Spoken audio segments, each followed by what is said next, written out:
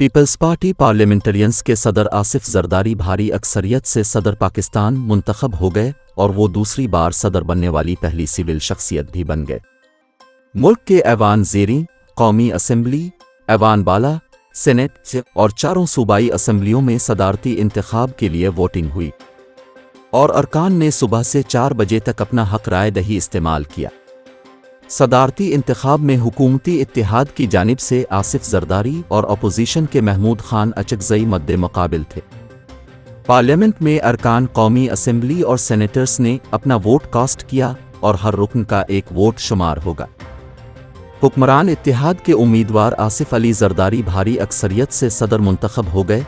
उन्होंने पार्लियामेंट से 255 वोट लिए, जबकि सुन्नी इत्तेहाद काउंसिल के महमूद खान अचकज़ई 119 वोट हासिल कर सके। पार्लियामेंट में डाले गए वोटों में से एक वोट मुस्तरद हुआ। यूं मजमूई तौर पर कौमी असम्बली, सेनेट और चारों सूबाई असम्बलियों से आसिफ जरदारी 410.777 इलेक्टोरल वोट लेकर सदर पाकिस्तान मुंतखब हुए, जबकि महमूद खान अचकज़ई ने 180.34 इलेक्टोरल वोट हासिल कर सके। आसिफ अली जरदारी दूसरी बार सदर मुंतखब हुए और वो पाकिस्तान के 14वें सदर होंगे।